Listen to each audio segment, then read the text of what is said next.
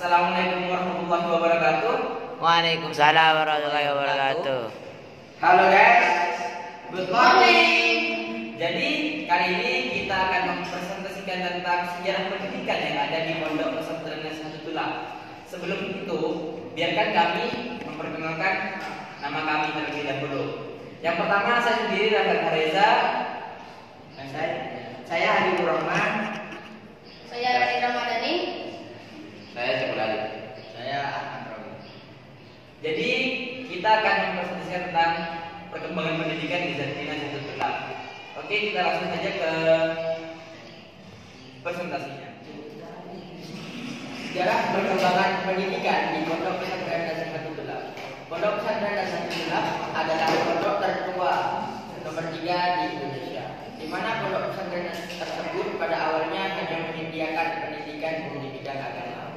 Seiring berkembangnya zaman, pondok pesantren Nahdlatul mulai membuka atau menyediakan berbagai pendidikan umum, mulai dari tingkat SLDP hingga SLTA, mulai dari pendidikan yang mengikuti pemerintah sampai memiliki kurikulum tersendiri. Pendirian pondok pesantren Nahdlatul Kerajaan Jamplong Sampang bermula dari peristiwa babat tanah kerajaan oleh Kiai Abdul Alam yang mempunyai nama asli Pak yang berasal dari ujung timur Pulau Negara Madura, yaitu Kabupaten Sumeneb. Nama Abdul Alam adalah pemberian dari Hadratul Asyikh Haji Gunung Sampang pada saat belajar dan nyantri yang ditemani oleh 2 orang sahabat arif dari Pulau Jawa yang kemudian mendapat julukan Tujuh Napo dan Gung Rapah Pamekasan. Dan kemudian berdasarkan catatan kecil sejarah leluhur kota Sampang bahwa Kiai Abdul Alam ketika masih berguru kepada Bujuk Haji Gunung bersama kedua temannya Bujuk Napo dan Gung Rapah Pamekasan mendapat tugas dari guru beliau untuk pergi ke kediaman Ratu Buh di Bangkalan. Adapun tugasnya adalah untuk mengambil Al-Quran dan sebuah cincin sang guru yang jatuh ke dalam jambak WC. Mandat tersebut beliau terima pada saat sang guru hendak melaksanakan sholat Asyar dan diharapkan sebelum maghrib. Kedua benda tersebut sudah diterima di Sampang. Subhanallah, Masya Allah, Bismillah. Subhanallah, Masya Allah, Bismillah. Dalam sekejap, perintah tersebut dapat dilaksanakan oleh kedua murid Haji Gunung sebelum masuk maghrib. Oleh karena itulah, sang guru kemudian memerintahkan kepada santrinya yang berasal dari Jawa untuk hijrah Ilyaul Mawad atau Babat Tanah Baru ke arah utara timur kota Sampang, tepatnya di Kecamatan Open. Sekarang di Desa Napo yang selanjutnya dijuluki oleh masyarakat sekitar dengan julukan Bujuk Napo. Kemudian Gung Rapah diperintahkan untuk berihyaul mawad ke daerah Pamekasan. Sedang untuk Pangrata Bumi atau Ki Abdul Alam sendiri diperintahkan untuk Adbuko ke daerah timur utara kota Sampang, yaitu daerah Desa Penyejen. Kemudian Gung Rapah diperintahkan untuk berihyaul mawad ke daerah Pamekasan. Sedang untuk Pangrata Bumi atau Ki Abdul Alam sendiri diperintahkan untuk Adbuko ke daerah timur utara kota Sampang, yaitu Desa Penyajian yang sekarang menjadi Desa Kerajaan Kecamatan Caplong. Di tempat tersebut terdapat sumber mata air yang cukup besar. Sumber Prajan di daerah ini beliau didampingi salah satu putri Hadaratu Al-Syeikhi Haji Gunung. Abdul Alam mempunyai 2 orang putri yang bernama Nyai Saibah dan Nyai Saidah serta 1 putra Ki Abdul Kamal. Salah satu putri Bujuk Abdul Alam menatap di daerah kerajaan dan mendirikan pesantren yang bernama Langgar Tanah. Surau Langgar pertama kali yang terbuat dari tanah. Sedangkan putra beliau yakni Kiai Abdul Kamal melanjutkan perjuangan Kiai Abdul Alam yakni ruqyah Islamiyah dan ruqyah yakni ruqyah Islamiyah dan ruqyah wataniyah atau dakwah kemasyarakatan dan kepemerintahan yang menetapi langkar genteng dan atau langkar bara yang sekarang menjadi pondok pesantren Nazatul.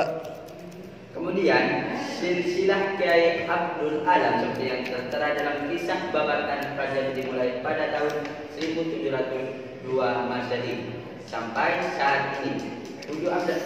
Buju Abdul Alam telah memiliki 10 keturunan, yaitu yang pertama Abdul Alam, yang kedua Kiai Abdul Kamal, yang ketiga Kiai Masjid bin Abdul Kamal, yang keempat Su'aib bin Kiai Masjid, yang kelima Sufyan bin Kiai Syahidi, yang keenam Alimuddin bin Kiai Syahida, yang ketujuh Syabrawi bin Kiai Alimuddin, yang kedelapan Muhammad Jaini bin Kiai Syabrawi, yang kesembilan Ahmad Muhafi Ali Jaini bin Kiai Muhammad Jaini, yang ke-10 Muhammad bin Kiai Ahmad Muhafi Ali Jaini yang sekarang. Nama Nazatul berasal dari bahasa Arab yaitu Nazatun yang berarti kebun atau taman dan al-tulab yang berarti pelajar atau siswa. Sejak periode ke-7 pondok tersebut pesantren Nazatul mulai menata diri, bahkan sejak masa itu pondok pesantren ini menjadi pionir yang selanjutnya telah melahirkan berbagai lembaga pendidikan dengan sistem yang sama pada masanya. Hingga kini pondok pesantren Nazatul telah berusia 3 abad lebih dihitung sejak terjadinya peristiwa babat tanah Hajar, yaitu pada tahun 1702 Masehi. Ketika memasuki periode ke-9, itulah pondok pesantren Nazatul mengembangkan dengan mendirikan beberapa lembaga pendidikan formal yang berpangkal pada beberapa departemen pemerintah, yaitu Departemen Pendidikan dan Kebudayaan Nasional, Departemen Agama, dan Departemen Kesehatan, dengan mendirikan Madrasah Diniyah sejak tahun 1702 Masehi, MS Nazatul sejak tahun 1969, SMA Nazatul sejak tahun 1988, SMP Nazatul sejak tahun 1995, dan MA Nazatul sejak tahun 2001, dan yang terakhir SMK Nazatul sejak tahun 2003. SMK Nazatul itu ada 2, yaitu jurusan TKJ dan jurusan administrasi.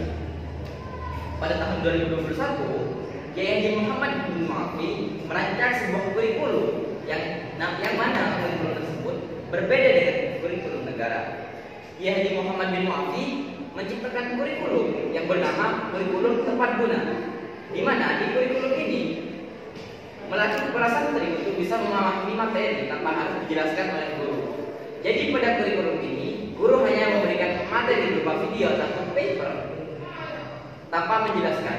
Setelah itu, para guru memberikan tugas kepada para santri yang biasanya berupa makalah atau PowerPoint yang kemudian harus dipresentasikan di depan kelas dan juga di depan teman-temannya, dan kemudian disertai dengan pengambilan video agar bisa di-upload di channelnya masing-masing.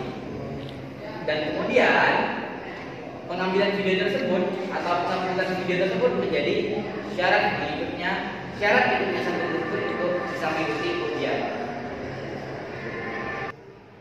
Ya, mungkin cukup presentasi dari kelompok kami. Apabila ada tutur kata yang salah, mohon dimaafkan sebesar-besarnya. Jadi, sekian dan terima kasih. Assalamualaikum warahmatullahi wabarakatuh.